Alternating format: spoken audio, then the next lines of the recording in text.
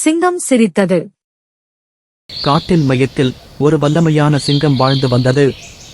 அவனின் பெரும் கர்ஜனை, பொலிவான சிம்மக் கூந்தல் மற்றும் அதிர வைக்கும் கோபமே நிறைந்த முகம் ஆகியவற்றுக்காக பிரபலமானவன். மற்ற விலங்குகள் அவனை பார்த்து பயந்தன. அவன் சிரித்து யாருமே பார்த்தது இல்லை. அவன் எப்போதும் கோபமாக இருக்கிறான், அதனால்தான் அவன் வலிமையானவன் என்று யானைகள் சொன்னன. மன்னன் முன்னே சிரிக்காதீங்க என்று வரிக்குதிரைகள் எச்சரித்தன.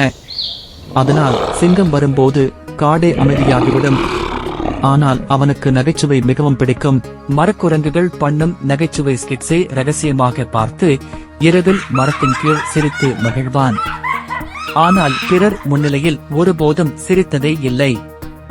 நான் மன்னன், சிரித்தால் எல்லோரும் என்னை பலவீனமானவன் என்று நினைப்பார்கள் என்று எண்ணினான். ஒரு பசுமை நிறைந்த காலை ஒரு சிறிய அணில் காட்டுக்குள் வந்தது.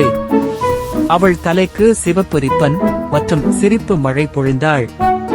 அவள் ஒட்டகச் சிவிங்கி, புலி மற்றும் அனைத்து விலங்குகளுடன் சிரித்து விளையாடினாள். அனைவரும் சிரித்தார்கள். ஆனால் சிங்கம் மட்டும் அமைதியாயிருந்தான். என் காட்டில் யார் இப்படி சிரித்து சத்தம் போடுவது என்று சிங்கம் உருமினான். சிறிய அணில் சிறிதும் அஞ்சாமல் சிங்கத்தை பார்த்து, சிங்கம் முருங்கைக்காயை ஏன் சாப்பிட்டது தெரியுமா? அது சரியாரோர் பண்ணல என்றாள். சிங்கம் சிரித்து விட்டான். இதை பார்த்து அனைத்து விலங்குகளும் வியந்தன. மாலைக்குள் ஒரு வதந்தி பரவியது. சிங்கம் வலிமையை இழந்து விட்டான், நரிக்கூட்டங்கள் அதை பயன்படுத்த நினைத்தன. இப்ப அவன் மென்மையா ஆகிட்டான் என்று கிண்டல் செய்தனர்.